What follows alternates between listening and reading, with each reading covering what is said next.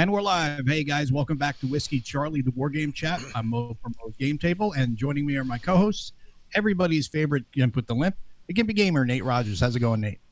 Doing great. It's nice to be back in town. We just got back a couple days ago from our week-long vacation, which was nice for the kids. They had a good time down at the beach, although they almost made us leave on the first night because they did not sleep at all. Oh, really? They no. kept getting up and yelling and crying, and they were confused because it was a new place and they weren't used to it and the sound of the ocean and shit like that.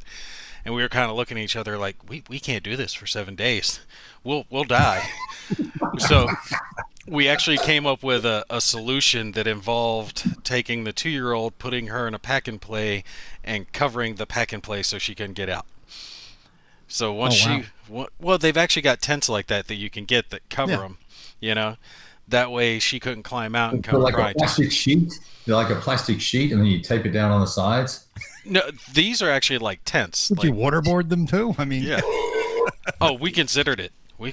Especially when one of them decided the middle of the night was the perfect time to poop, take off their diaper, and drag it up through the hotel room. Wow.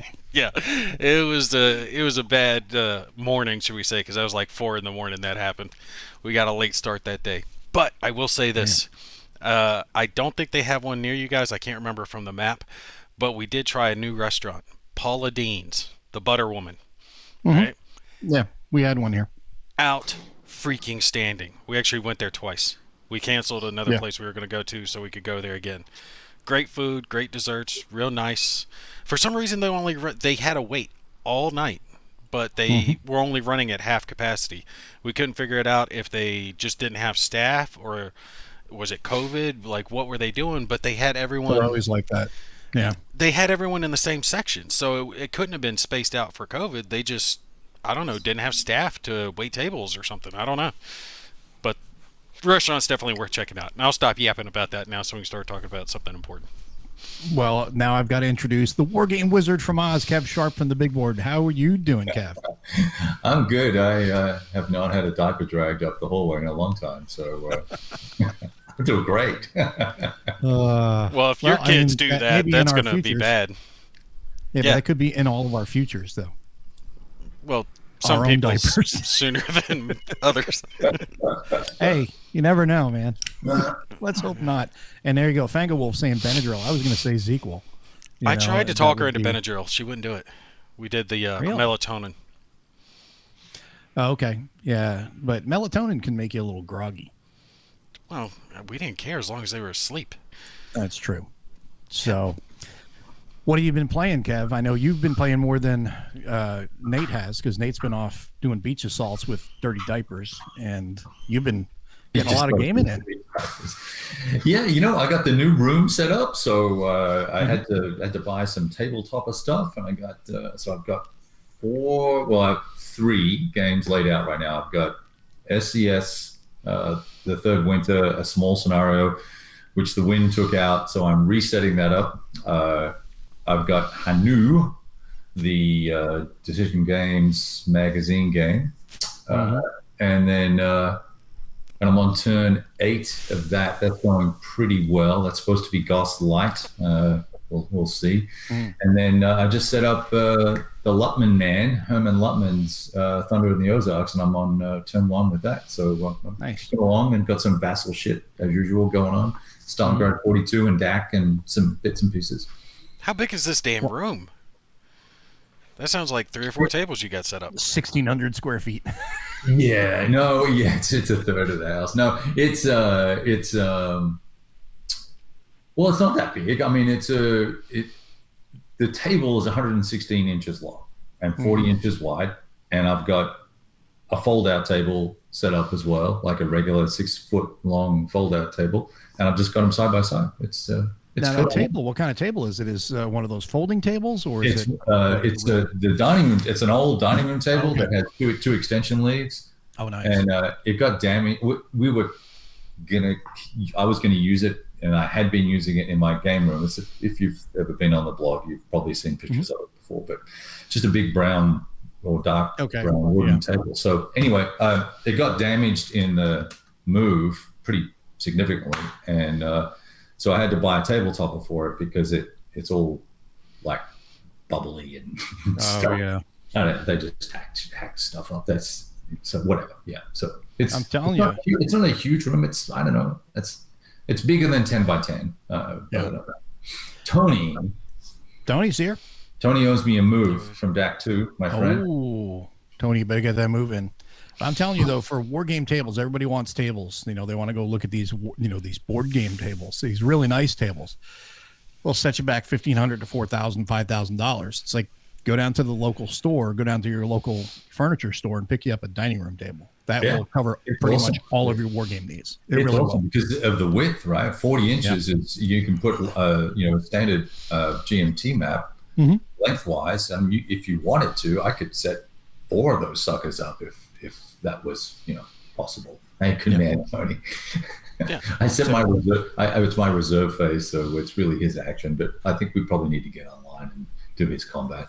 So it's because are you playing OCS or are you playing at GOS? We're playing OCS. Okay, so you're not playing GOS, so it's not like it's important that he gets that move in, and it's important to her that you pay attention to his move, and it's most important that you get to the next. Yeah, lots of red ink, right?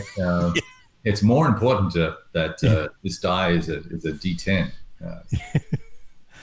Now, what about you, Nate? Have you been able to play anything while you were on vacation and before or after? Well, yes, I actually have been digging into rules. The War of the Pacific, right? Yes. That new one by Compass, their latest Kickstarter, came in, and I was thinking, well, how bad could it be? It's pretty bad. That one, it's going to take a bit, because I promised people I would cover it, and I'm having to do like smaller videos while I take the time to learn this thing, because I just didn't have time to read the rules while I was gone.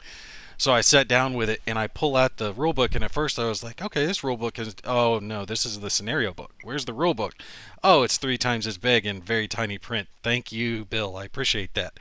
So that's going to be a pain, and it's got basically 2 sections of rules. Because the first bit is there, and then at the end it's got optional rules where it's I forget what it was called, but basically the easier variant. And it looks like they have an easier variant for almost all the rules.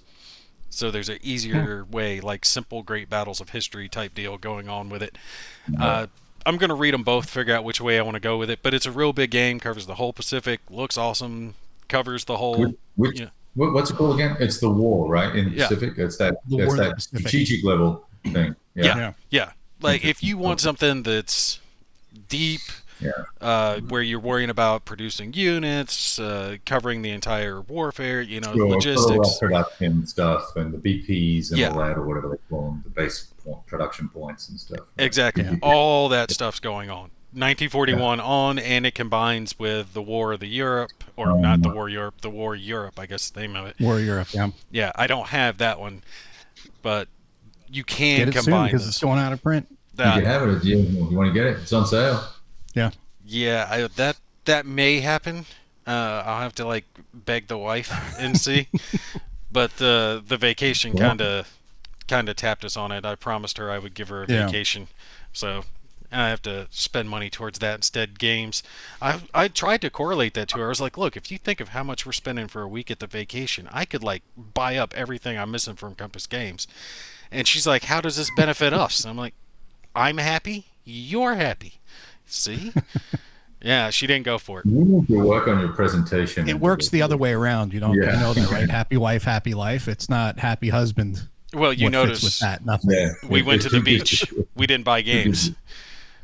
Yeah, that's true. Who gives a shit? And then whatever she wants. That's usually how it works. Well, to touch on that, though, to finish up, I will say check out a lot of the stuff I've put up here recently. A lot of it's smaller bite-sized games, like small box games, small footprint. 2 of them are called The Hunted. It's different versions. The Hunted Kobayashi Tower, The Hunted Mining Colony 415. They're not war games per se, but small footprint games that are actually relatively deep. So something you could take on a trip, something you could be out of town with for a few days. I covered that, and one actually David Thompson recommended, which was called Warp's Edge, sci-fi game. You have a spaceship and you're trying to take out enemy motherships. He recommended it, said his little boy liked it, so I picked it up, and it is actually really good. So David Thompson has good recommendation going. If he's in there, I haven't seen his name just yet, but good call. Nice. And Nick's got a good point. Vacation once, play games many times. So there's the benefit. Your return on investment is much better. But I did get this in the mail today, which is Yes. War Diary magazine, issue number 18. And I got a special, which Kev already knows about. I don't think I showed you, Nate, but Greg Smith, the designer of the Hunters and all the solitaire games you want to play, he sent me a Christmas gift the other day, and you'll appreciate this as well, Nick. Little bastard. Did you eat all the red ones, or did you save them for me? I'm saving them because this is a holiday pack. It's 96 crayons, and actually 96 different colors to amphibian types. That is, what is it? Flavors. Yeah. And it's even got a sharpener included. So sharpener on the back. So I have some munchies, and then at the same time, if I feel like getting artsy craftsy, I can do that too. But I think he was upset. He wanted you to keep it until Christmas. I know. I think he's like, you're not supposed to open it yet. I was like, you think I'm going to wait? It's like, it's 2 months out, man. I'm like, I'm a Marine, man. We don't wait. You actually reminded me, while we were on the trip, we were out to dinner one evening, and I had one of my Marine shirts on, and another patron in the restaurant walked by, and you know those little kid pack crayons they give you at the restaurant?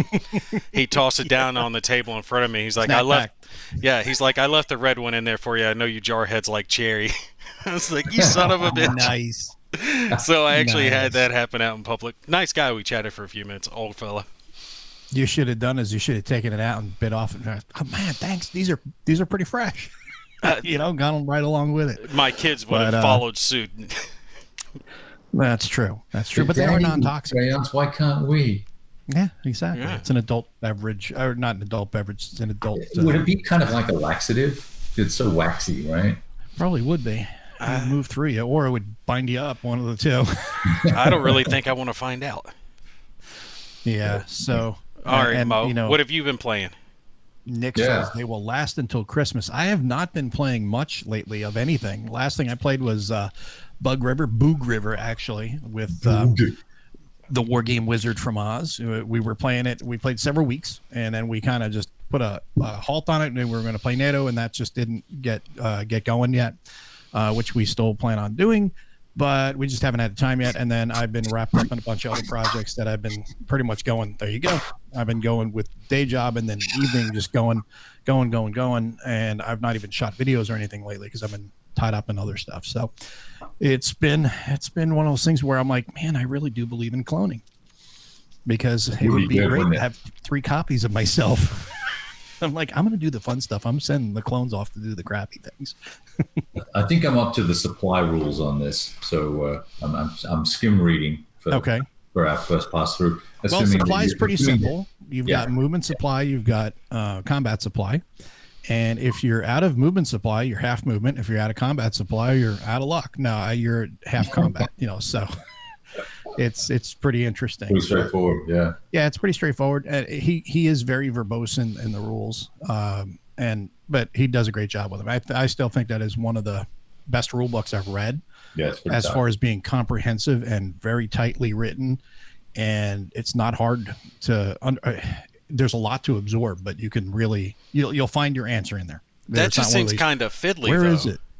Like two different types of supply. I mean, most of the times it's units in supply, out of supply, right? Well, it makes sense when you think about it. Combat supply, movement supply. Movement supply is you can run your units past their headquarters, so they would be out of movement supply. So they're going to move half movement, but they've got their full combat load. They're going to fight. The first time they fight, they're going to be at a full combat load. Once they're out of combat supply, then they're fighting at a disadvantage. So you could say, I'm going to push these guys as far as I can for one strike or something like that you want to do, and you know that it's a risk, but that's part of the risk versus reward that the game allows you to kind of toy with. So you can outrun your lines basically for a one-shot alpha strike, but after that you're working at a deficit. Yeah, you pretty much. But the thing is you may want to say, especially for the Soviets, you may just say, screw it, I'm going for the Rhine. and you just run these guys through. You bypass. You don't fight with whatever units. You're like, these are the penetrating units. These are the ones that are going to try to cross the Rhine. There's no sticky zocs and stuff like that. Yes, so you can just push through them. You know, if you got the movement points, you push right through them, man. So you enter an enemy zone of control. You don't have to stop. You can just boom, boom, boom, just keep going. If you can pay for the movement, you can get out of it. Oh, but there is an extra charge, right? Extra point or whatever. Okay, yeah, fair enough. It just depends on the game on whether or not I like that. I'm glad that's okay. I haven't got to play. Bruce is going to sleep well at night knowing that you're okay with that. I haven't got to play NATO yet. I've heard a lot of good things. I'll have to get it at some point. But there's just so much. Too many of the damn publishers put out shit like so quickly. I can't keep up with all of it. Well, stop playing crappy games and play good games. Everything I play is good. Well, actually, I'm not going to say that because I have played some crappy games. Most of the time, if it's crappy, though, I don't film it. Tony's in the same boat. 3 nights of soccer practice, 2 games on the weekend. So, yeah, it eats up. I mean, this past weekend we had, all last week was getting ready for this yard sale my wife wants to do. So, Saturday I had to pay up at 5:30 to load up everything out in the yard. And then that was all day, loaded back in the stuff that didn't sell, and then off to the arena for opening night. Team got That's right. You had your big commentating night, right? Yeah. Was that fun? Oh, it's always fun. Yeah. I mean, it was great, except it's hard to put lipstick on a pig when you lose 7-0 in opening night. But, you know, there was some mistakes, but they bounced back the next day and they won 6-3. So that was fun. So. But, I'd be sneaking into your house during the yard sale saying, oh, look at these board games. I'll give you $5 a piece. Here you go. Yeah. My wife was like, are you going to sell any of your games? I was like, at a yard sale? No. Because people will be like, we'll give you $1 for it. It's like, no. Anyone who knows what it's worth isn't going to pay what it's worth at a yard sale. Right. No, hell no. Yeah. So that's where you take advantage of old ladies, right? That's true. Unfortunately, that does happen. But I'm planning on catching up though next month at Compass Expo. So hopefully get some good bunch of gaming in there. Is that the one up north? Up like in Jersey or Connecticut or wherever? Connecticut. Yeah, up in Connecticut. You're going to that? So yeah. David was talking to me about that and was suggesting that I should go up there, but I don't know if we're going to be able to swing that. That's a little bit far with all the kids, but I'd really like to go and do something, kind of convention related. Isn't it only a weekend though? Yeah, it's the weekend. So it's not like WBC where it's like a week, or 8 days or anything. Is it next weekend, literally? No, the 11th. 11th. Yeah, it's like the 11th. Veterans Day? Or something like that. Yes. Yeah, all veterans should get like free access to the warehouse. Here you go, guys. Have a good time. Pick what you like. But it is funny that you say that, though, because there is a sale that Compass is doing right now, as is Revolution, and upcoming this week is MMP, which is one of the big topics tonight, our sales topic, which we're going to be talking about.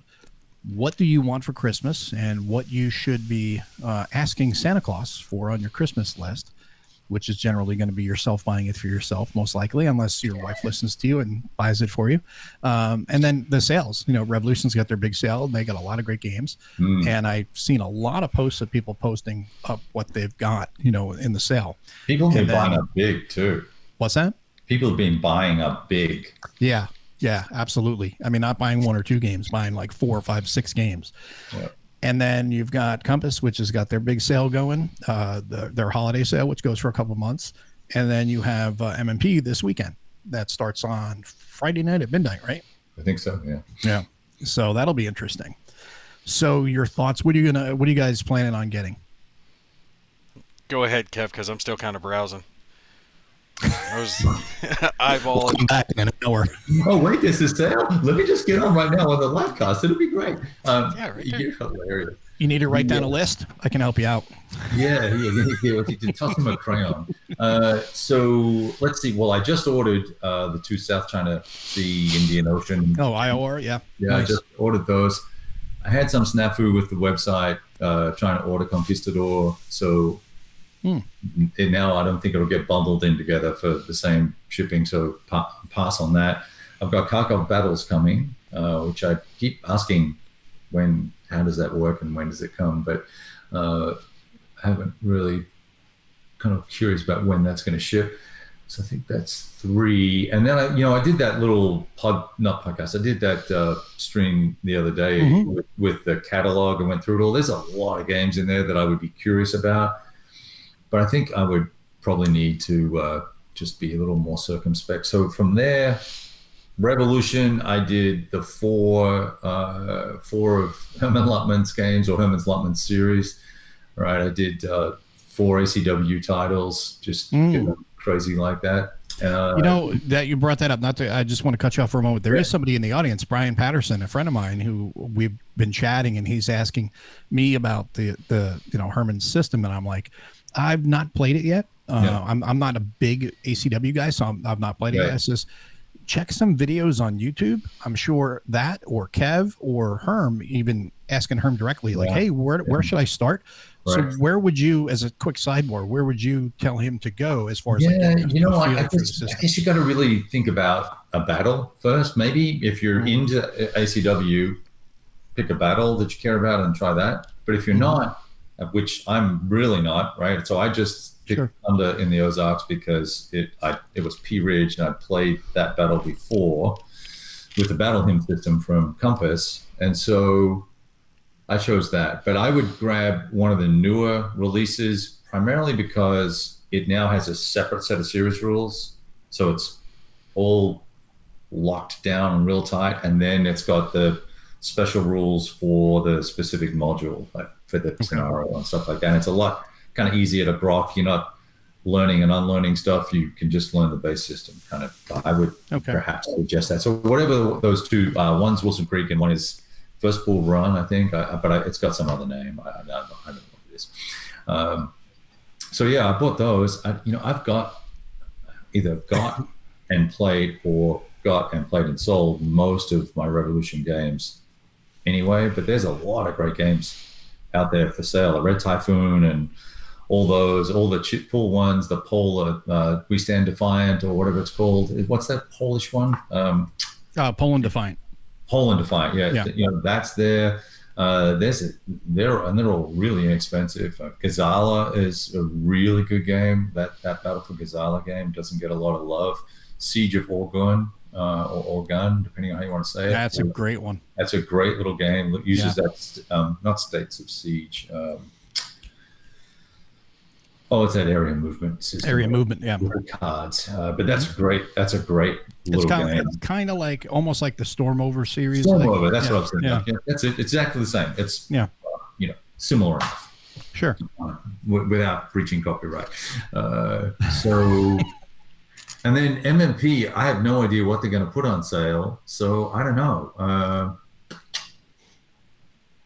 If there's something really attractively priced, they've got a lot of big monster games that are $290 retail that are still in stock and have not moved, and were on sale last year, 50% off. So, so maybe they'll be 75% off this year, because they've got to clean them out. They've got to take a ton of room up. Unfortunately, some of them I've played, and I'm probably not going to buy them. But anything OCS, I would. Jeff is saying that Herm's Blind Sword games are all awesome. So I don't know if Jeff has covered the game. I think he said he had. Yeah. There you go, Brian. You check out Hex to Hex's channel and go check out what he's got. That may help you as well. Yeah, because I have no video on it yet. I was literally chatting with him, and before we got on here, it's like, okay, I need to make sure I'm doing this right. Is this how it works? And he's like, I think so. I haven't looked at the series rules in ages. It's like, okay, thanks. I know. I love that when the designer's like, I don't know. I just make the game. Just do what it says in the book. Yeah. You know who else might have a sale that it's not announced yet is Vento Nuovo, the Italian dudes, right? Block games. They do really good stuff. Yeah. So they have several games they just did second editions of. Waterloo, that Borodino game, Waterloo 200, the Borodino game. I think they did that Moscow 41, Kiev 41, Leningrad 41 block series. Yep. I think they might be on sale as well, but I have not confirmed that. This is one of my trademarks is the red solo cup. So that's why I use it. But that's all I know about sales. I don't really, And Brian's saying he bought all of them during the sale. Yeah, I just went all in. Yeah, I need to go back and get that Wilson's Creek game. I kind of got scared when I saw the total and I took one out, and that was the one I took out. So. Yeah, he's and it's not anything against Herman at all. It's just ACW is not something I gravitate towards. Now, A Most Fearful Sacrifice, when I did the video on that, I was like, that actually does interest me just because it's epic, and it's Gettysburg, so it's really something. Maybe that'll spawn an interest in ACW for me. Plus, really the mechanics looked really good for that one.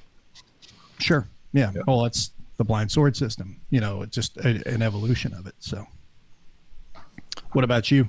Did you write down all your notes now? I was still kind of eyeballing through because it's hard for me to keep track of a lot of the stuff in my mind. Like when it comes to MMP, I think Kev's on point with a lot of the big boxed ones because there are some of those that I've had my eye on for years, right, that I've wanted to get just because I kind of just want it on my shelf. Like the Devil's Cauldron, where's the Operation Mercury, that one's not too expensive. I can't remember the one I saw at WBC that first time. I think it was the Greatest Day. Maybe they had it all set up. Yeah. Mm-hmm. Yeah. Just huge. But I'm looking at it now. It's like $300 for the game. Like, okay, I can't do that. You have to get the other game though. Which one? Even if you don't have 3 other players to play with, it goes on sale. Get yourself a copy of Angola. Angola. You'll thank me later. Angola. Oh yeah, Angola's a great game. Yeah. Highly recommend that to anybody for the MMP sale. That should be like, if you don't have it, buy it. What was that?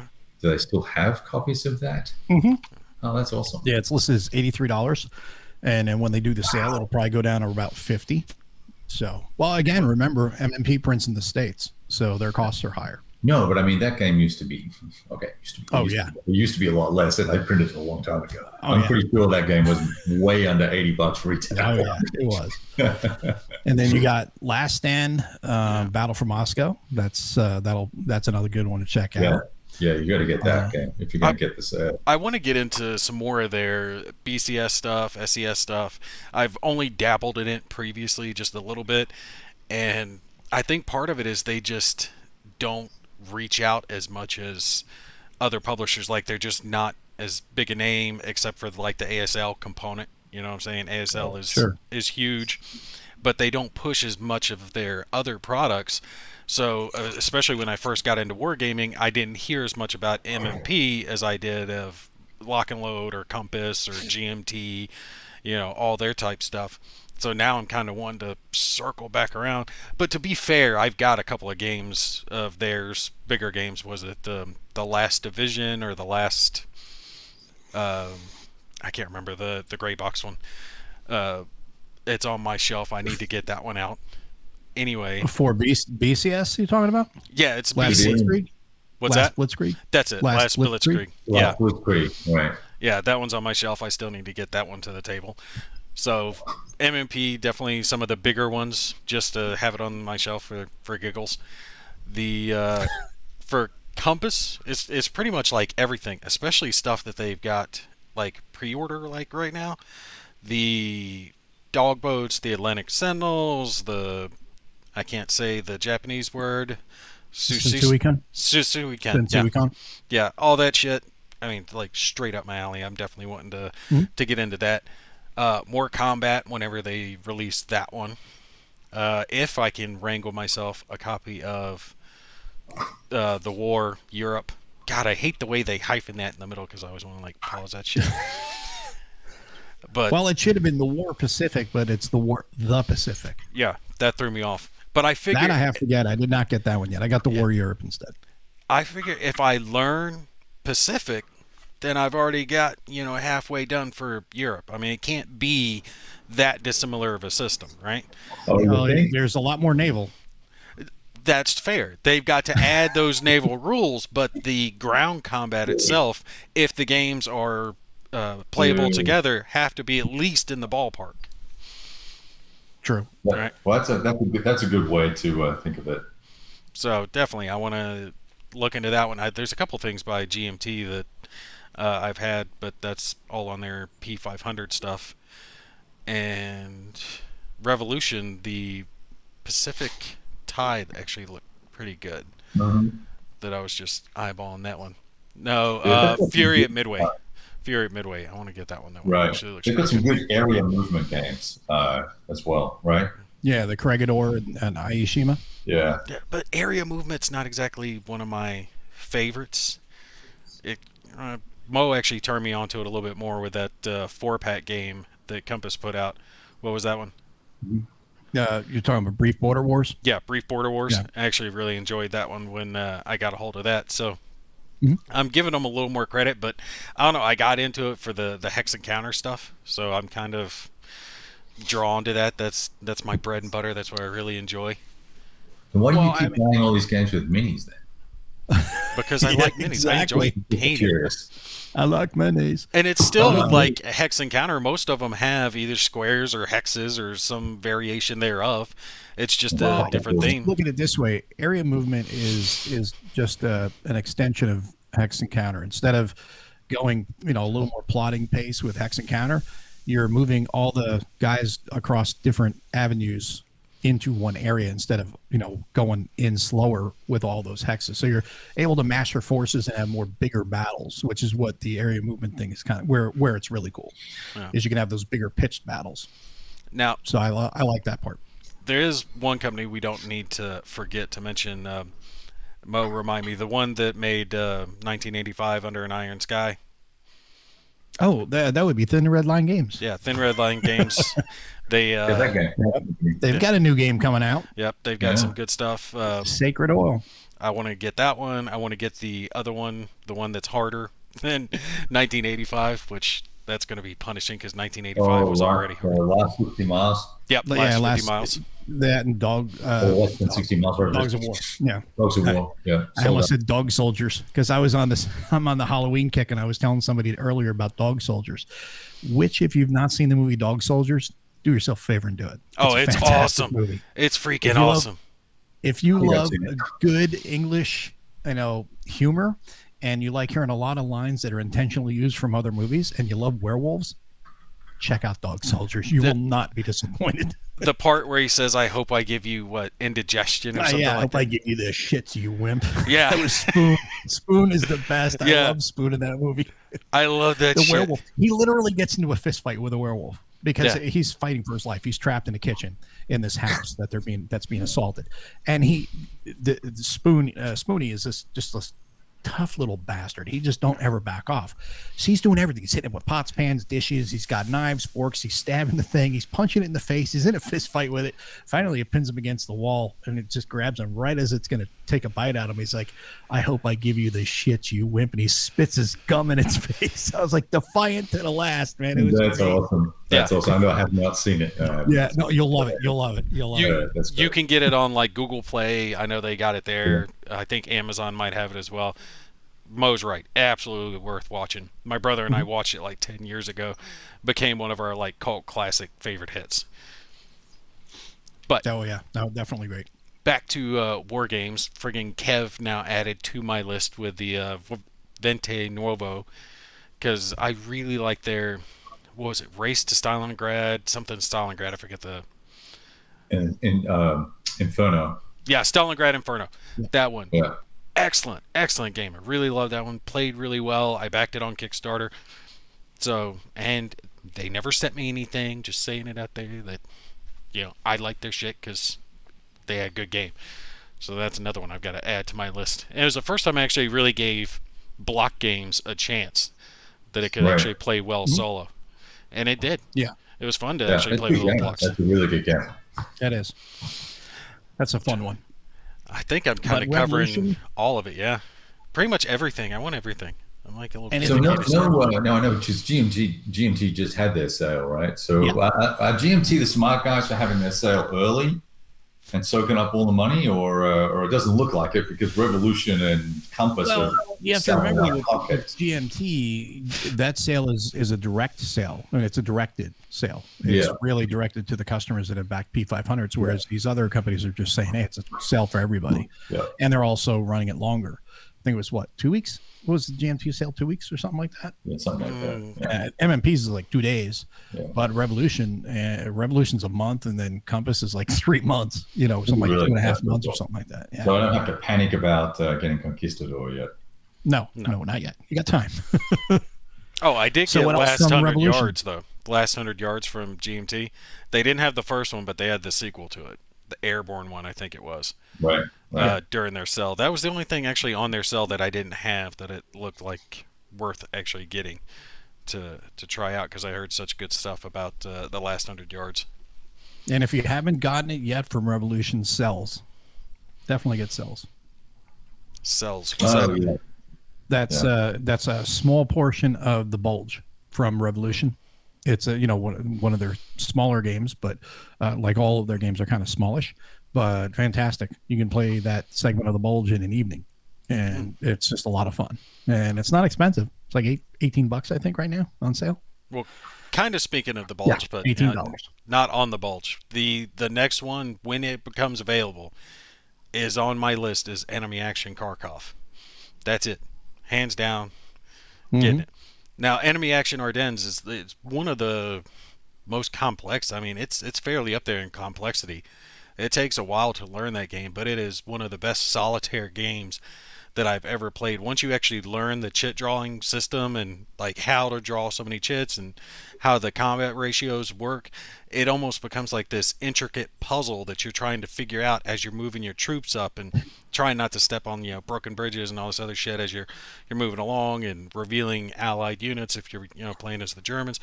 Seriously though, one of the best. I mean, I know I'm preaching to the choir. I know you guys love the game, but friggin' love that one. That was one of my first, real good hardcore solitaire experiences when I get into to wargaming. So now that they're finally coming around with a sequel to that one, I can't wait to jump on it. Outstanding. Well, the other thing that's great about Enemy Action Ardennes is the fact that people may balk and say, "Oh, it's $140." It's like, well, let's be real here. You have a German solitaire game, you have an American solitaire game, and you have a 2-player game in that. Yeah. And you've got maps and rule books for each. So, I mean, it's the only thing you have is one set of counters, but everything else is its own set. So you're paying for 3 games in one box. So when you think about it, look at it from that perspective, it's like, that's it's a good value. pretty good value for money. I'm not a big fan of the combat system, but and I'm not necessarily a huge fan of the game per se, but the chit pull stuff. Yeah. You didn't like the chit pull?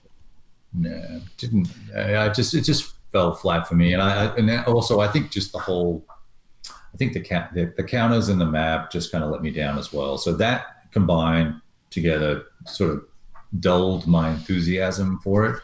But I'm curious about Kharkov. Was it the thinner counters? Was it the thinner counters and cards? Was that something that bothered you?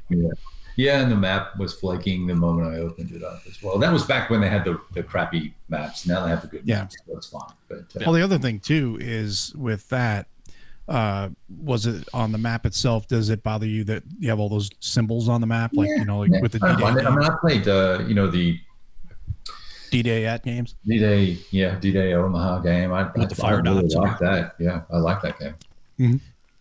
Because that's an adjustment for a lot of people too. They say, like, "Oh my God, it's so busy." And then when you get into it, and then you see Iwo Jima, you're like, "Wait a minute, where are the fire dots?" It starts to click. It starts to come around as you get into it. But I gotta say, for the combat system, I think it does a better job simulating what you would actually have in combat versus just rolling a die on a combat table, right? So you just roll your die. That's like the randomization for what's going to happen. High die, low die, that's it. But with this, you could be pulling up to like 12 or 14 chits depending on the combat ratios, and it can have, which is really tedious. Yes, but but it accounts for so many different things. Do you have combined arms? Do you have artillery support? Do you have air cover? Do you have? Sounds like you'd like Boog River. Well, yeah. You know what though? I mean, okay, so look, it's the same type of randomization, right? So it doesn't matter whether they work these things out, so it's percentage chance that something will happen. So whether it's me having to pull out one at a time, all these chits, or pull a handful of them out and drop 4 down, which is what I started doing, and then, or rolling a die, you get all of that combined arms, artillery, air power, flanking, maneuvering, all those benefits in every other system that has a CRT with a die roll of between 2d6 or 2d6 percentile or d10 or whatever it is. You get that anyway. So I just found the chip to be like, why am I doing that? So I didn't care for it. Doesn't mean it's not a great game. Doesn't mean people don't love it. I just didn't like it. No, it's like anything else. Everyone's got different tastes. Yeah. Like if I was designing a war game, I would not use chits to do combat resolution. What I do like with chits is I love chit pull for activation, and I really, really dig the chit pull variability in combat. So for strength or like those multipliers for Boog, that was fine. I'm fine with that. But the result, like looking at each little result on the anyway, I'm going to get some more water. I'll be right back. You guys just talk about how fantastic the game is. So, all right, now we can talk about Kev that he went away. He's old. He couldn't hear us anyway. Ears giving out, gray hair. No, about the combat system though, there is another one that I think that kind of does what I was talking about with what he's talking about with the combat results table, and that would be Thunder in the East, with the way the like air sports added to it, because they had their special air support dice, right? So if you added the air support, you would roll the die, and that gave that randomization factor, and depending on how powerful the bomber was how good of air supported supply, so how many dice you got to roll, and then that would give you column shifts on the CRT. Something like that is dice CRT table that still gives a lot more randomization to it than just the single roll of the die comparing combat factors. Now, I'm not faulting that system. It's been used for years successfully. It's not like it's bad. I just think some other systems are more in-depth and can account for other things besides just high number, low number. I hear you, but you're saying that and so I'm talking now. You're talking about the CRT, and so I'm just suggesting to you that you're wrong. You're wrong. No, it's just that they're both equally valid ways of having in-depth results, because there are so many different CRT systems that use column shifts, use DRMs, use column shifts and DRMs, use all sorts of different things, right, to move the odds around, right? There you go. I just don't want to work through 2 minutes of resolution. Maybe that's the thing. But I've got the game, right? I'm not saying I'm not ever going to play it again, but if I have a choice between it and something else, I'll probably pick something else. So. Well, it's not for everyone. There's something to be said about it. I just don't agree with you that you're saying it gives you a richer feel for combat, because look at GOS or look at OCS. They have all sorts of different modifiers and goofy shit that. See, that kind of drives me nuts, because I find myself missing modifiers a lot of times. And part of that is my memory. My memory's real bad. So I can't keep track of a multitude of modifiers, right? Is there tanks involved? Is there air support? +1, -1? Did he wipe his ass properly? -1, you know? Now you're talking ASL. What you need to do is you need to have a bag of dice with you. Seriously, have a little bag of dice with you, whether it's D10s, D6s, have a bunch of them. And then when you're putting your modifiers, put them down, like with a D10 or something like that, or D20 even.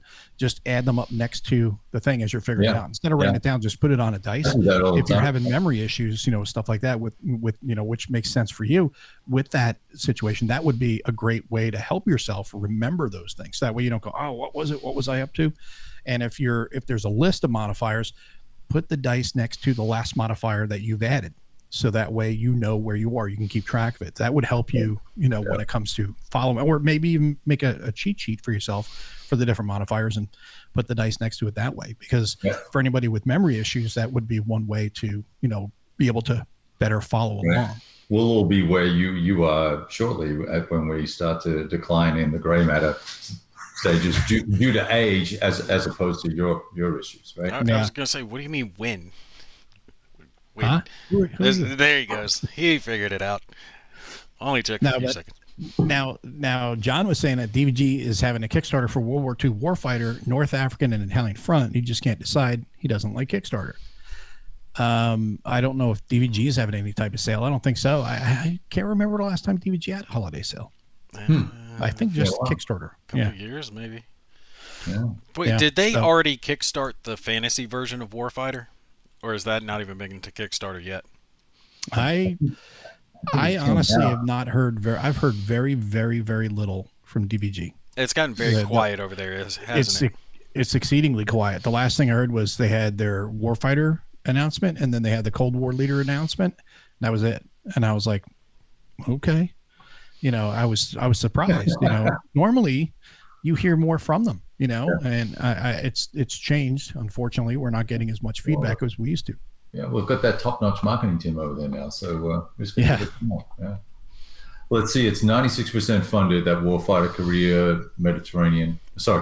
North Africa, Mediterranean. Okay. Oh, Yeah. I like the Warfighter game. I've always thought it was a solid game. I mean, it's been around forever, and you can pick and choose what modules you want to play. Sure. Although trying to have all of them now would be mind-blowing. They've got something like, 60 expansion packs for that thing? Yeah, it's crazy. This is too many. And Brian points out using a plexi and a dry erase marker. That's one of the things I will do. In some games, I'll write down different things just to Right. remind myself. I'll even write paths of advance and stuff. If I'm trying to set up a plan for one side or the other, I'll do that sometimes. Oh, no, that's a great idea. I did it back in the day. Unfortunately, I just can't with studio lighting in there because the plexiglass reflects it. I can't find the right angle. But before I had as much lighting as I do now, I would put the plexiglass down, and it worked really great. Kept my maps flat, made it easier to pick up the counters, and now the lights just shine it out, so I have to adjust. I would definitely recommend Boog River. Just with a caveat that or that you would need to know that you're gonna spend some time playing it. Is that Revolution or Compass? No, it's VUCA Simulations. VUCA, like Yeah. VU. VUCA. Mhm. VUCA Simulations. They're a great group of guys. Their components are top notch. The game is beautiful. I mean, it's gorgeous components and everything. The only negative that everybody knows that I've said about that is they use the linen finish even on the counters and makes them slippy, and the stacks can kind of slide all over the place, which becomes problematic when your max stack is 3 in a hex, because you can't stack 2 infantry in a hex, but you can stack 2 armor, as we found out. Kevin and I did. But for everybody that gets into combat, you're going to have a counter for the hits, for how many steps they've lost.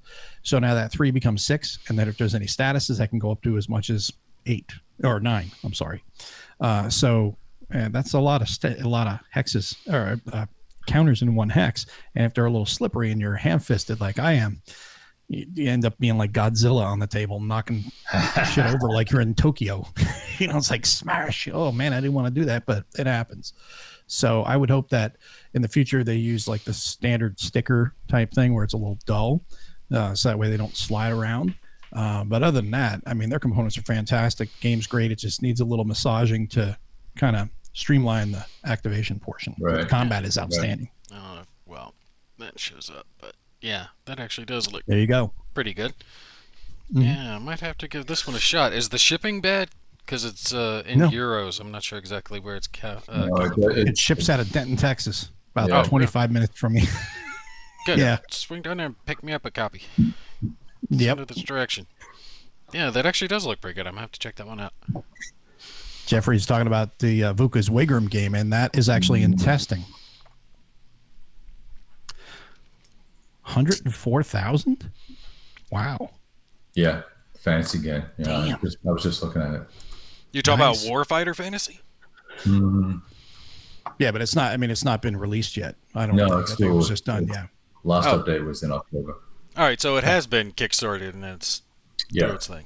Okay. Yeah. Yeah, and Boog River is reasonable now. Red Strike is the one that I'm most interested in from them. That's hopefully first or second quarter next year. We'll see that. Yeah. You know who's got a new game coming out next year that'd be interesting is Winter's Victory from New England Simulations. That's a Napoleonics Oh, really? game, and they're doing Hilal, Wow. which would be pretty cool. their Actually, stuff is phenomenally done. Yeah, Jaws They is do really amazing work. Yeah. I need to make sure I mention these guys as well. The you guys remember that Age of Dogfights game that went on Kickstarter? They Yeah. did their second version of that, the Age of Dogfights World War II, and Nice. they did send me the it's like a demo copy of it that had little bits and pieces, and I finally got the rules and got to give that a once over, and it's like they learned, they paid attention to what was critiqued from the first one, because nobody's perfect, right? Nobody's gonna come out of the gate with the perfect game. They took what people liked, what they didn't like, tweaked it up, doing the World War II stuff, and I think that's really going to attract a lot more people's attention. I've always been trying to shout them out. I like to see smaller mom and pop type companies do well, and they actually listen, they communicate with people, they try to help their customers as much as they can, and like, they're great. I really enjoyed the game. They paid attention to the fact that people hate the damn stickers, so they were working on that, because that was one of my biggest complaints, is to sit down and actually play the game. There's like at least half an hour of just stickering up the components. So they You worked never on. played Command and Colors then, huh? No, I have not played Command Colors, and there's a reason for it. I hate stickers. What is What a pain in the ass. what is that other one? Skies Above the Reich. Is that the one that had Guys blocks above of... the Reich, Storm above the Reich. Yeah. Yeah, Those two. I've got it. I started stickering it. I got real bored. I put it back in a box, and it went back on the shelf. I hate stickers. Quitter. I hate damn stick. Look, dude, I don't know what it is. I've got fat thumbs or something, but every time I go to put the sticker on, I'm anal retentive. I want it on there perfect, Here's and the it's key. never Here's the perfect. key. Here's the key. Seriously. You pull off all, this is what I do. You pull off one of two ways. You pull off all the stickers, not all of them, but like, 12, 20 or whatever. You put them either on the table, like just the top of it attached to the table, or the other thing is just put them on each finger. So you got like 3 on each finger, and do a couple more down the index finger, and just grab your blocks and grab one at a time, and then just hold it between these 2 fingers, line up to the corner, done. Next one, done. And you'll crank them out fast. Yeah, I've seen a guy do it with tweezers too. If you really want to be anal retentive, I don't care enough. If it's on the friggin' block, so we can And play the calipers game. to measure it's exactly right. Let's just get it. Let's just get it on the block and let's play. I did the first time I did the stupid Command and Colors game. I think I did the Ancients thing. I put the wrong armies on the wrong color. So you try and peel those off, they won't come on, right? So you're screwed. So I was like, They'll pull off. They'll pull off for like the first minute. After that, they kind of settle in. Yeah, I threw that game away. I just threw it away. A guy like that with the tweezers, he's be like, "Oh no, this one's off by 1 micron. I need to redo it." It's like, gosh. really, dude? I need spares. But that's the cool thing about Vento Nuovo stickers. Just to go back to them for a second, you can peel those off the next day because they've got that latex, and that glue doesn't dry and set for a day or more. Yeah. Well, that's how it used to be anyway. So I gotta say, theirs are good. yeah, I noticed that when I think back on it, I didn't mind stickering, although that one didn't come with an ass load of blocks to be stickered. Right. Yeah, it wasn't too bad. Yeah, it was a handful, but they weren't too bad that I can remember. You know what I should do for you? I have a copy of Blocks in the East. Why don't I send that to you? Blocks in the East? Yeah, it's a Vento Nuovo game, and it's the Eastern Front that says a lot of red blocks. You want to do that one? Does that one have stickers? Yeah. Have you put the stickers on? I could sell you. No, I couldn't sell you. I could give you my one that's already stickered, I guess. But you got to put up with crooked stickers. Have you seen the way my hands shake? There is no damn straight sticker on. Oh, okay. I didn't know you had to. Yeah. Like, constantly, man. That's not gonna happen. I tried to bribe the wife into stickering. I think it was Storms Above the Reich. I was like, "This game is really good. You'll like it. It's a fun game. It's like a Euro game." She's like, "It doesn't look like a Euro game." I was like, "Trust me." She would like it. She would like it. I have no idea what the rules are. I remember the kids. We only had like Don't 2 even have kids to at worry the about time. the rules. Don't even have to worry about the rules. Seriously, it plays right out of the box because the rules are set up to not have you read them and learn the game. The rules are literally written in a way that shows you here's setup. Okay, here's your first step. Here's your second step, your third step, your fourth step. I don't see them as rules; they're directions. Literally, this is what you do to play the game, and it walks you through, and then you flip back to the page where you were and just repeat. That's all it is until you get it down, which isn't usually very hard. But the game system, the way he wrote those rules, it's very self-explanatory. I like the sound of that. I prefer rule books that kind of walk you through it a little bit more versus the ones that are like a college textbook. Which, yeah, the War of the Pacific. This one literally walks you through the game. Yeah, it's like college level calculus. Sorry, Bill. It is what it is. Big words. Is Lock and Load going to do that Glory and Empire Napoleonics game on a Kickstarter? Not sure. Or is that going to go just pre-order? They don't really do pre-order, do they? That one already released, They've been doing Kickstarters. No, they said it's ready, I think, or close to ready. He tends to do one game at a time. Yeah. Yeah. He just did... What the hell was... No. Point Blank's getting ready to go. I know that because I'm right there, like, on the cusp of being done with those damn videos for the boot camp for it. And actually, the Kickstarter for that was already supposed to launch. I talked to him. It's over. For Point Blank? Oh, yeah, that's right. It did already happen. So, yeah, it's whatever he's got going after that. Well, I'm sorry, I don't back Lock and Load shit because he sends it to me, so I don't keep track of his Kickstarters. There you go. That's a company that sends me their shit. Lock and Load. There you go. Charles says I haven't played with blocks since Stratego. Charles is always giving me a hard time about playing block games. But it depends on the block game. I think like Vento Nuovo stuff is really good. Yeah. And Command and Colors, the blocks aren't. It's really not a block game.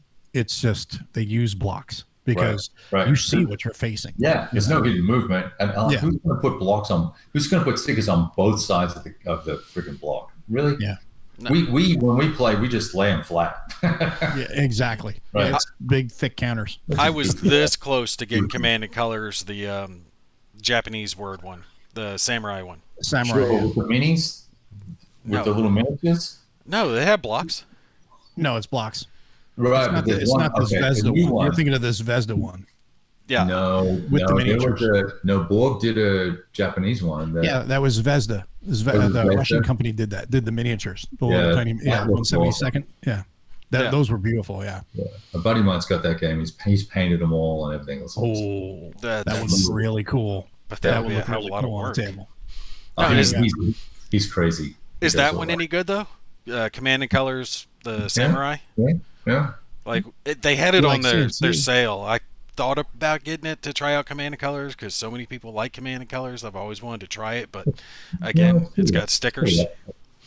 It's pretty abstract, but Well, that's kind of. I was leaning towards maybe getting Sega Gahara because the blocks are inscribed. There's no stickers. Oh, there's no stickers this time? Really? No. There's stickers. There's stickers on that, dude. There's stickers. No. I could have swore I saw a video of it and it was no stickers. No, they're stickers. Unless they change it, they're stickers. Do you remember that chick with the real soft voice did a video on it, the solo chick? You know what I'm talking about? McLaughlin. Shut up, Kevin. No, I do know who you're talking about. Oh, I thought you were being sarcastic. I apologize. No, I've corresponded with her a bunch. She's really cool. Yeah, I always liked her. She was nice. Another one for you. I was watching her stuff back in the day, but I saw Sega Gahara, and I could have sworn in her videos that there were no stickers on that one. I guess I was wrong. They're stickers. Yeah. Damn. You know that chick that's got the really soft voice? Yeah, that one. Okay. Narrows it down. I had a hard time watching her videos because she was explaining the game, and I was like, going to sleep. And really? It's not because I was bored. Wow. It's just like her voice is just soft and like soothing, so you kind of like drift off while she's talking. You know? You might want to just shut that down in case the missus walks in. Yeah, exactly. Who's talking to you? Who are you talking to in there? I just fell asleep to her voice. It was so relaxing. That's definitely right. not what you want to say. Yeah. People have given her grief before. They're like, "Yeah, you've got a good voice. You should do like the phone sex line." I'm like, "Yeah, no." Oh, come That's not gonna work. Wow. Are you shitting me? Really? That's what someone said to her. I forget who it was. One of our friends. So wrong. But this was back when she was working at a call center, though. They're like, do you answer the phone like that? Like, thank you for calling Time Warner. My name is Elise. How may I service you today? And I'm like, dude, what are you talking about? Yeah. I didn't know she worked in a call center. Yeah, she Next used to time I work for talk to her, Time Warner. I'm gonna be like, hey, Nate says you're doing sex dial-in things now or something. I'm just gonna throw that at her, see what she says. Oh, you got to do that. That'd be funny. What are you talking about when next time you talk to her? You haven't seen her in like 2 years. No, next time I talk to her online or on the phone or whatever, maybe I'll call her up. Maybe I'll call her right now. Dude, I can shoot you from here. I'll just let you know I'm a good shot. I can arc it all the way to Texas. I get big. Dude, she's like my sister. She's like my sister. Yeah. So there's none of that. Oh, and you're welcome, E4. By the way, I saw him saying. You saw that? Okay, cool. Yes. So Sorry, what else? What other ones have we not covered that should be games that people get in these sales this week or look, really strongly at in these sales, especially the MMP sale because it's going to be so brief. Okay, I gotta ask: anything? Is World in Flames ever going to be on sale? Like the latest whatever edition of it, the Grand Ultimate Super Mega Edition. Why would you even want to play that? Because it's big and beefy and just badass. I don't know. It's kind of like Decision Games War in the Pacific. You don't want to put stickers on your counters or on your blocks. Yeah. But you're willing to clip 4,200 counters? Yeah. That's just clip, done. Clip, done. And you do that for about a week. You keep complaining you don't have the room and you don't have the time to set these big games up because you've got to keep hey Kenneth, you got to keep making videos and stuff, but you keep buying these huge games that take forever. I like huge. I don't know. There's just something about those huge games when you have it spread all across the table and all the counters are laid out. You just kind of want to lay on it. You know what those games are called? Fango's got it. Never going to get off the shelf monster. Yeah, but you can look at it all day and just go, yeah, I'm going to play that one day. And then eventually you die before you do it. What you do is you print out a copy of the cover and put it up on your shelf. And it's the same thing. No, and it saves you a lot of money. No. That's and download the rule book. Okay, I got that the second run Kickstarter they did of that the War Room. You know which one I'm talking about? Oh, yeah. Yeah, I didn't get the huge map, extra neoprene, whatever it is, but that game's huge, and that looks like it's going to be awesome to play. I'm hoping they streamline the rules enough that I can solo a few rounds of it without it being that circular map thing. Yeah, the one that kind of looks like the NATO map. Yeah, it's basically a risk on a circle. Yes. Right. Yeah. Okay, cool. Kind of like Axis and Allies, I think. Yeah, Axis and Allies. That's what I meant. Axis and Allies. Well, I have a good time with that. Kind of, yeah. Pretty sophisticated. There is production to it. There's, I think, some little diplomacy involved with it. But you produce units. I like the way the little units stack. You can get the little... When I first got into wargaming, the thing that I always wanted to do was like have one of those little slide sticks with a little flat part where you could push the units across the board. A rake? Yeah, a little rake. Yeah, and that game has them. I was so excited to see that. I just can't wait to do that. You can buy those on Amazon, dude. You don't have to spend $200 on a Kickstarter. You could have just bought the thing for like I read those rules. It wasn't $200 for a Kickstarter. It wasn't? I thought it was like $200 for the all-in or something. I think it was under $200. I want to say But I looked at it and I was just like, the odds of me ever getting this on the table and playing it are zero. It was $200 with the rake. Yeah. Yeah. Well, it was $20 for the game. I got the rakes. And I'm building a table anyway. So. Oh, nice. I figured I would never play it, but if somebody else has it, I'd play a copy just to try. But another one that I would say from the MMP sale, which will probably go on sale, would be Front Toward Enemy. Well, that would you know all about that, don't you, Mo? Oh, yeah. For those of you not in the military, there are actual explosive pieces of gear in the military that literally says front towards enemy. And that is actually what is on the cover.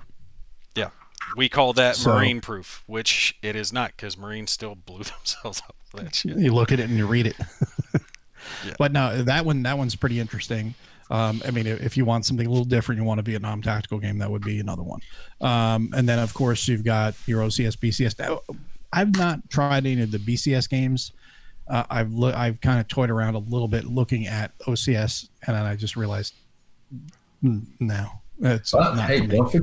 don't forget, OCS is changing. So they're slowly moving away from all the shuttling counters on trucks. They're Really?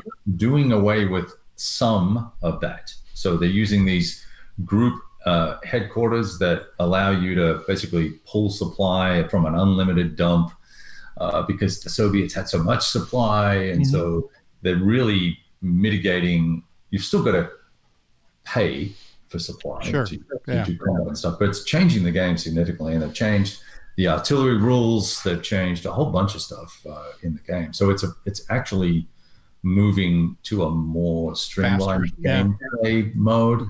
I'm not sure how I feel about it all because I haven't set a big one up to play it yet, and I'm just not excited about 4 million Russian. Yes, you are. Yeah, but there's not enough Germans, right? It's kind of, I look at it and go, oh, this is going to be over in about 4 seconds, right? Because it's just amazingly one-sided. So, but maybe it's balanced. I don't know. Okay, if you had to recommend between OCS, BCS, SCS, TCS, like which would you? You're totally comparing apples to lead. Yeah, I couldn't do it. I wouldn't buy, like if I'm buying the having said that, I wouldn't buy. I don't like the SCS monster games because I just don't think they do anything with the history whatsoever. So if you're curious about the history, why waste your time? But some of the smaller ones are really cool, but you got to pick and choose carefully. So set that to one side. BCS is just, it's a different beast, right? And TCS is platoon scale and tactical and detailed and extremely tight rules, really good. It's great gameplay. And if you see Guderian's Blitzkrieg, GD42 on sale or Ariete on sale, I would get them just to have it because you might really enjoy it sometime. If you like anything like Last 100 Yards or Lock and Load or World of War 85, that is a detailed World War II system at the platoon scale, and that's freaking awesome. But OCS is great maneuver combat, and that's what I love about it because you got to work out where you're going to attack and how am I going to support this for 3 turns and how do I isolate guys, right? It's really not about killing things. It's about isolating them and cutting them off. Well, flesh that out with the truck thing. What are you talking about? Like you have to actually move your supplies? Your troops. Yeah, you most of the time in the older games, you've got to move the supply up into dumps where you want it. And you can hide that from your opponent, but you've got to move your dumps up so that you can feed the attack because the tanks have to get fuel and everyone's got to have bullets and beams to fight, and so you use generic points to pay for that, and then the other guys have got to pay when they defend, and you've got to pay to get your aircraft up and down and stuff like that. So there's a lot going on, but the combat system and the initiative system and the differences in the action ratings of the quality of the units makes a huge difference in the game, and that all piles into the combat system, which is really excellent. That actually sounds like something I would enjoy. You would love it if you like some of the stuff you're talking about. You would love even just one of the mid-sized ones. Smolensk is a one mapper. It's got a buttload of counters on it, but it's a one mapper. You can buy that tomorrow on the sale, and it's a really good game. It's a little involved for a beginner game, but you'll work it out. I'm happy to help you.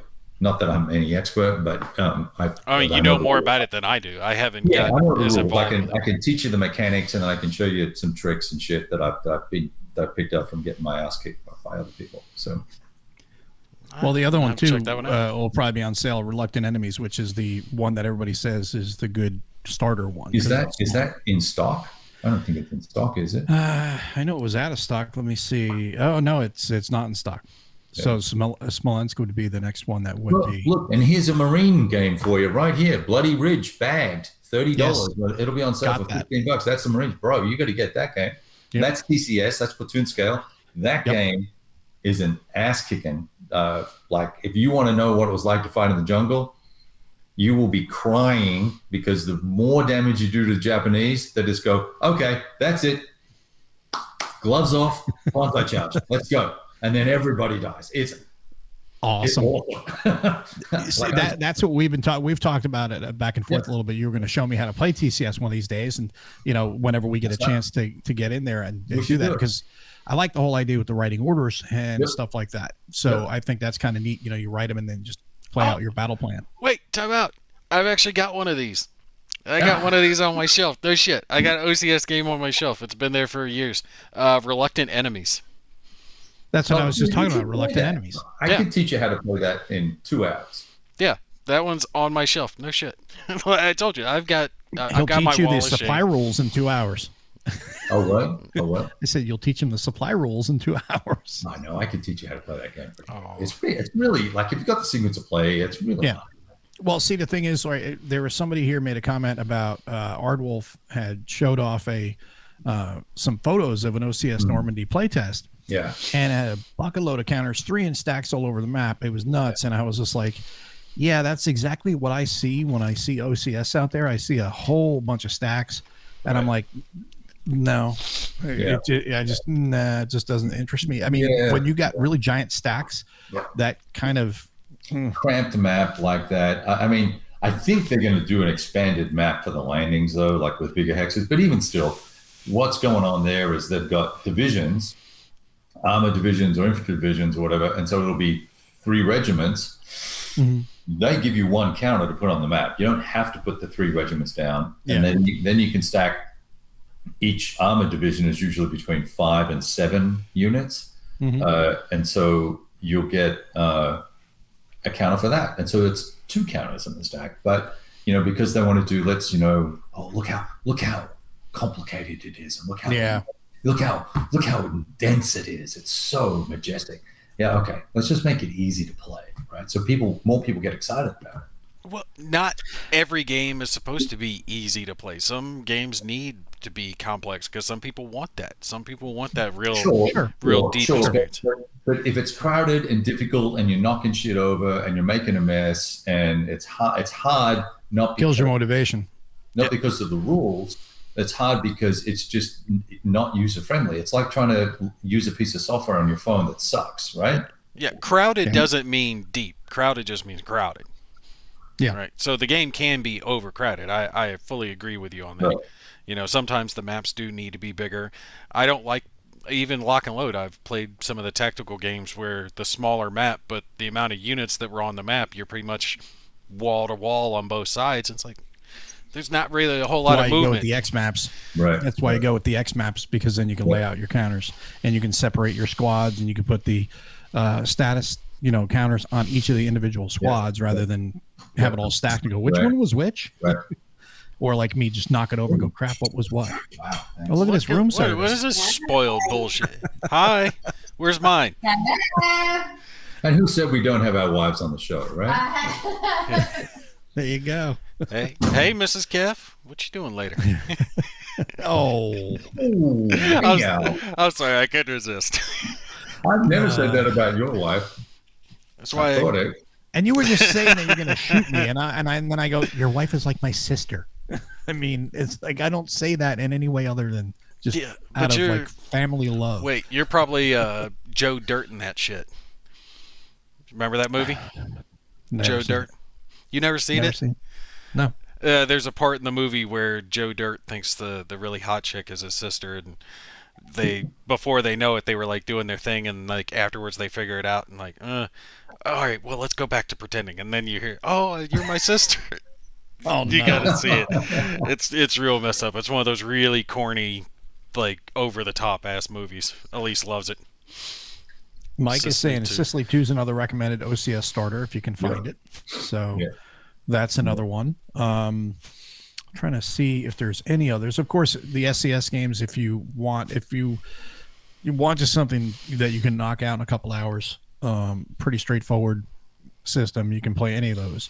And if you want to if you know anybody that wants to get into war games, that's a really great introduction game, because you're going to learn all your basics, Zocs and supply, all that stuff is, all the basics of that you're going to play in every other war game, you'll find in there. So and then you've got Day of Days, which will be, if that's on sale, that'd be a great deal because it's $132. Iron Curtain, and hopefully that'll be on sale. That'll be another great one. And then, of course, North Africa, which is the one that's still on pre-order. Panzer Battles, Rostov 41, The Mighty Endeavor, I bit the bullet on that one. I ordered that one. The North Africa? Yeah. Africa Corps? Yeah, I got that too. They pre-order. They got to put Case Blue back on there. 10 map sheets. 10. I'll just cover the wall with that shit. Magnetize it. 13 counter sheets. Let me ask you something. You have Proud Monster, right? Yes. Proud Monster Deluxe, you mean? Yes. Have you ever played it? I almost can't pull it out. I'm going to cry because she tore the map when she was filming it. But there's a thing called tape. But besides that, you've not played it yet. And you keep talking about monster games. And there's a Proud Monster Deluxe you can play. And that's only 3 maps. And you can't even get your ass in gear to play that. What are you doing, boy? Look, just because I see the cheerleader squad and want them all doesn't mean that I'm going to stop nailing them one at a time. You know what I'm saying? You got to... it's like anything worth doing in life. You got to do it one step at a time. Oh, jeez. So I put Case Blue and Guderian's Blitzkrieg together and played that. Guderian's Blue, or was that Case... Yeah, Guderian's Blue, yeah. Case Blue and the Guderian's Blitzkrieg 2 together. I put those together. It was 14 maps, I think. Damn. And played that solo. You can do that. You did that? Yeah. I got 42 videos on it. Crap. I mean, where did you set that up? His floor. It fit in my game room if I breathe in really deeply at the old house downstairs. I had it set up. It took 6 months. I was going to say, how long? That was my next question. Is how long did it take you to play solo?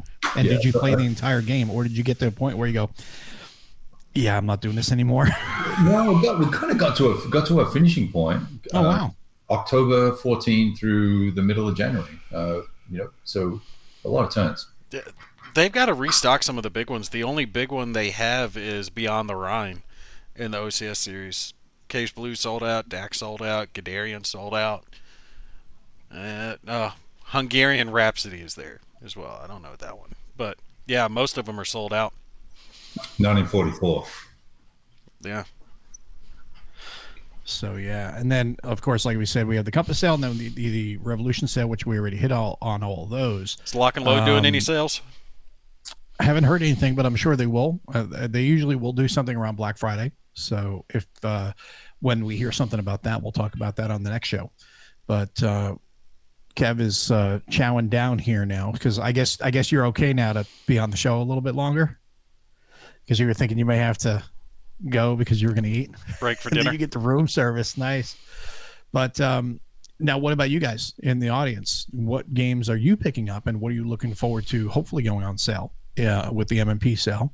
And what exactly are you most excited about for the Compass sale and for the Revolution sale?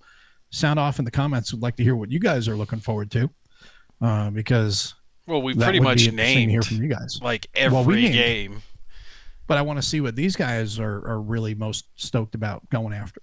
We need to get Kev a copy of the submarine game. Damn, I'm brain farting. U-boat? U-boat. Yeah, U-boat. Could have sold to mine. Yeah. Because we know how bad Kev is ready to play that after it won Board Game of the Year. I'll buy it up. If you guys want to sell, I'll buy it off you. No, I mean, I already sold it. Yeah, exactly. No, I already sold it. And Best war game last year. I mean, it's number 1. Their social media presence worked for them. Best map. Yeah, that's true. But speaking of the Charlies, we should have the Charlies here in a couple of weeks too. So it'll be interesting to see how year 2 goes under the reboot of the Charlie Awards. That should be, I think it's the 11th, I think is when it's supposed to drop. So we'll hear, finally who wins for War Game of the Year and all the different other categories that are out there. So we should do our own little award show, like pick it, you know, The, at the the end of the year. Charlies, Yeah. the whiskey Charlies. Yeah, the Whiskey Charlies. We'll do it in like January or something like that, you know, after the year ends. Pick whatever the best was. What we should have done ahead of time was we should have done like our picks, and if our picks win, we got to do shots on the show. How many shots would we get in though? Yeah, I'd hit about 3 and be lit. Well, yeah, I was gonna say you're a special case. Yeah, I have a little bit of a lighter tolerance, should we say.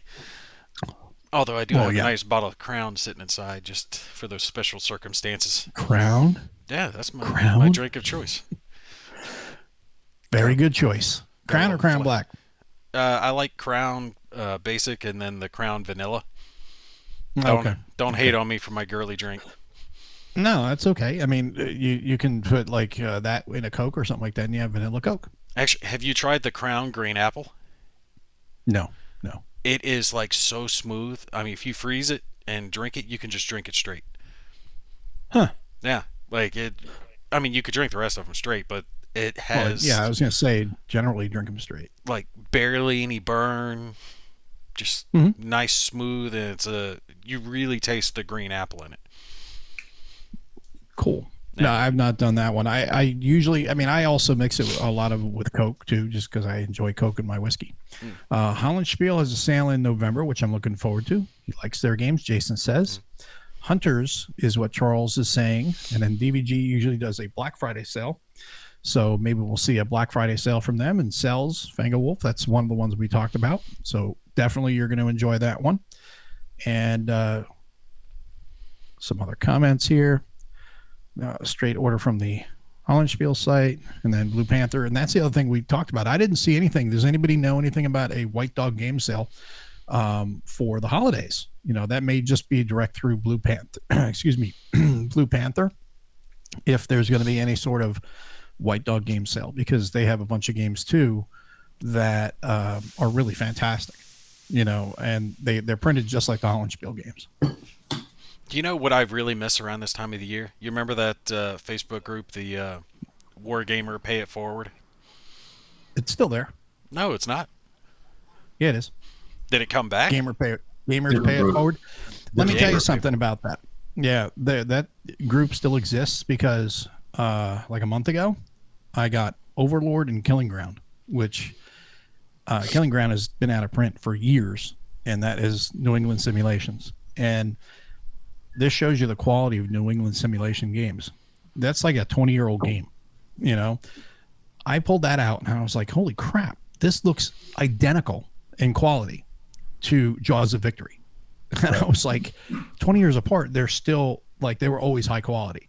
And it was just amazing to see that there was not any change, really, in essence. I was like, I'm sure there's some minor changes if I look close enough. But overall, I was like, wow, these guys have always been top notch, you know, and that's fantastic. And so I got those off that group. So it's just called Gamer Pay It Forward now?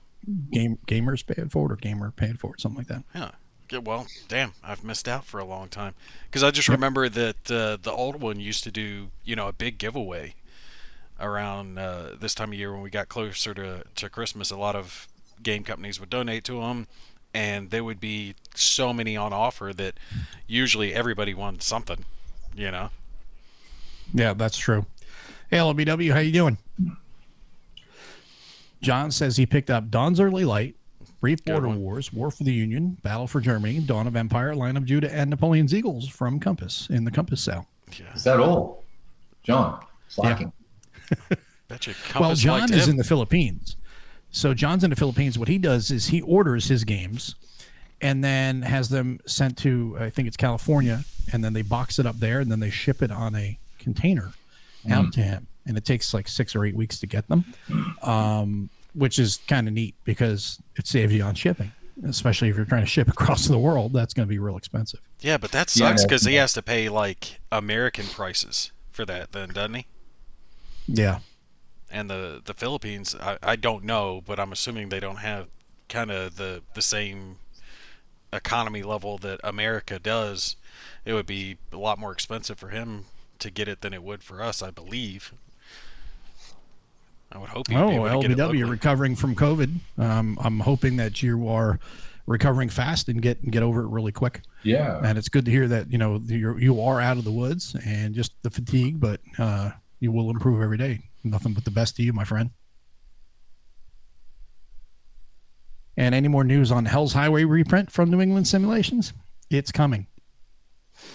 Very specific. That's all we know. They were working on it because they had it at CSW.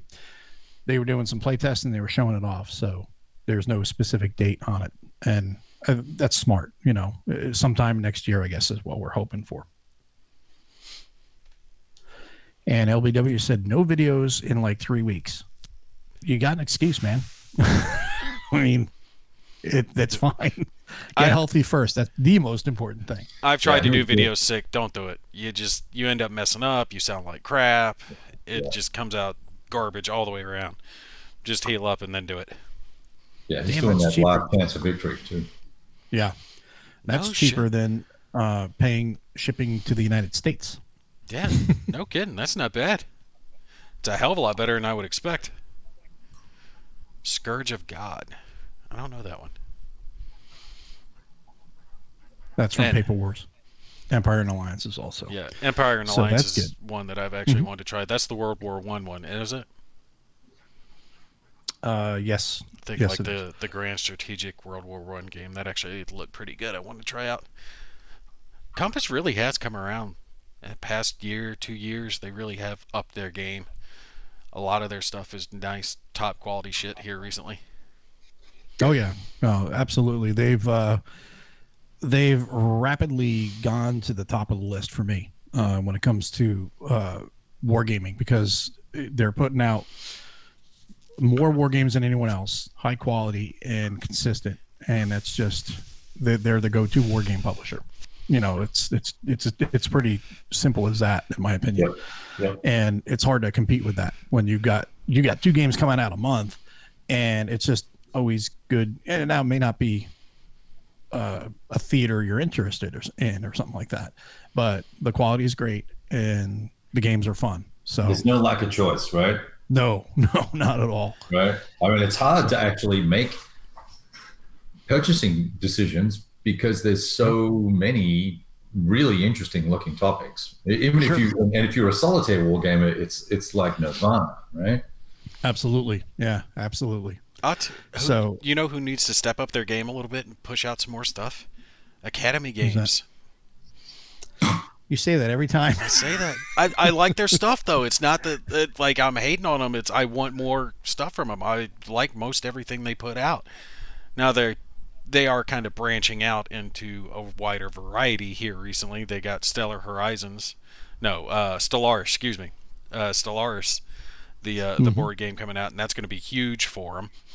But all of their stuff, especially the Conflict of Heroes series, it's one of my favorite tactical series. I think it's excellent the way it plays, especially the 3rd edition of it. I'd love to see more of that come out in any theater. Well, John is talking about NWS. If you have patience, he can't be beat, and that's it. You've had a lot of patience recently because Chris has gone through a couple of really major blows, and that is just terrible. I hate to hear that. Is he all right? Yeah, he's all right. But just a couple of really tragic situations that he had to deal with. So he gets 100% gets a pass. It's not like he's blowing anybody off or anything like that. So. And he's a very small operation. Yes. He sells a lot of minis, doesn't he? He does sell miniatures too. And then Private Public agrees with you about Conflict of Heroes. So I guess that is pretty much everybody's thing for the sale for this year, I guess. But we'll talk next month as far as the Christmas stuff coming up, and maybe we'll have some goodies for Christmas for everybody. But we'll have to wait and see what Santa lets us know about. Are you trying to work something out? Yeah, trying to see if we can do something here for the end of the year. We'll have a little end of the year party, and as we come up on our 2-year anniversary, and we will not have our wives on the show. Has it really been 2 years? Thank you. January's 2 years, dude. No shit. Damn. Yeah. Time flies, man. I'm getting old. It definitely does. Yeah, it definitely does. But Well, you know what next month is, right? November. November. Yeah. But it's the big 4-0 for me. I can't claim to be in my 30s anymore. I'm officially an old man next month. It's all downhill from there, man. It just picks up speed every decade. No, it doesn't matter. I know they got the blue pill out there, so I'm still good for years. Whenever I need it, it's there. It's ready. This is the pill you got to worry about. Other things, but okay. Yeah, I was talking about the body falling apart and the brain going. You know, you're like, I got the blue pill. The brain's already gone. I got one thing left I can enjoy. Let me have it. Shit, I walk with a cane, can't remember shit. There's one thing left that functions. Here, have a crayon and shut up. I can't. You eat all my favorite colors. It's cherry, man. Hey, man, I have not broken the seal on this yet. I'm saving it for the holidays. I'm gonna lay them all out and pick and choose as I'm watching something on TV. But yeah, so I'm looking forward to a bunch of different games. I'm looking forward to checking out some stuff at Compass Expo next month, and hopefully checking out some of the play tests that are going on, the events that are going on as well. I'll be doing some coverage from there, so I'll be sharing stuff on the channel. So that way, anybody who can't make it to Compass Expo, you'll see it on the channel. And those of you who do come to Compass Expo, make sure you stop by and say hi, and we'll hang out and chat for a bit, and maybe get a game in as well. And then Nate, when are you going to join in with a Conflict of Heroes game with Kev? I told him whenever. I'm down. Just schedule it with me. You keep saying that, bro. Just schedule it with me. I'm down to do it. Next Friday. Oh, there you go. You're talking about a week from this coming Friday. Yeah, Friday, 7 p.m. So 8 p.m. my time? Sure. All right. And is it me setting up the game or you setting up the game? Why don't I set it up on Vassal, and then you can coach me on how to play. How about that? Sounds good. Do me a favor and just shoot me a message reminding me to overview the rules. I'll host it, and I'll make fun of both of you. Sure. You want to run commentary? That's fine. It saves me having to set it up. As long as you can do the OBS and get the... Well, what I want to do is we just have to iron out the details, but very soon we are going to play a live stream game. We're hoping to get a live stream game with all three of us and a couple of other people. And then we also have, Tony hopefully is still here. The Battle of Armageddon Vassal is very good. It's very well along in its development cycle. Lance is working on that, Fangolwolf. So when that gets done, then we can finally get that 6-player game going with the War Room guys. Let's do it. I'm have a whole shitload of fun on a Friday night. It'll be like Whiskey Charlie After Dark, like when we were playing Boog River. Yep. And just come in, just make sure that we'll be talking adult. So make sure you don't have kids around and stuff like that. There'll be whiskey drinking. There'll be a lot of trash talking, and it'll be a lot of nukes being thrown around. Yeah, I'm down for that. 100%. That would be fun. It'll be a lot of fun. And if possible, I want to try to see if Kerry can join us too, even if in the chat for a little while. The designer, Kerry Anderson, I think he'd get a kick out of watching us 6 clowns clobbering each other with nukes. Is that released physically? Oh, yeah. It's been out. All right. I need to go think about getting it. So that's another one that would be good to grab on the sale. And that's not really a solitaire game. I mean, you could play it because they have some of the small 2-player scenarios, but it's really meant to be a multiplayer game because it's for fun. You just having thrown down cards and having catastrophes thrown at each other, and biblical catastrophes dropping nukes, and it's just a wild game. So we'll get that going as well, and then hopefully we'll be able to get NATO going here soon, and because now back in the swing here with hockey, so I just have to look and see what the schedule is with that. Yeah, I'm reasonably flexible, so we can. Yeah, so we'll jump in there and get some NATO going as well. Hopefully things should be slowing back down a little bit more to a manageable level for me, so we can get that, because it comes and goes like that. It's like, okay, I'm good. Oh crap, I'm busy for 3 weeks, and then it's like, okay, now it's back to normal. So hopefully we'll get that done. But once again, guys, thanks for tuning in tonight. We appreciate it, and hopefully we'll be able to get back here in a few weeks and talk about things before Thanksgiving, and then we'll get ready to go into Christmas. But we've got some more stuff coming on the channel, and we've also got these guys also got stuff coming on the channel. What do you got coming up, Nate? A couple of more small ones, and the War of the Pacific by Compass is the next big one coming up. Nice. And what about you, Kev? No idea. Whenever I can press the red button and record something, I'll get it done. There you go. But thanks, guys. Really appreciate it. And let's see here. Fango saying Vassal is close to ready. I know he and Kerry and I have been talking about that. So hopefully we will get that going here pretty soon. And Brian is saying Whiskey Charlie versus the War Room. That'll be epic. Yes, it will. It'll be a lot of fun. We've been talking about it for months, but the whole thing that was holding things up was there was no Vassal module at the time. But that's getting real close, and now I think we'll have a lot of fun. Those guys are great guys, and we'll have a really good show all together. So for my co-hosts and me, good night, everybody. We will see you on the next show, and thanks for tuning in. Have a great night, everyone. Take care.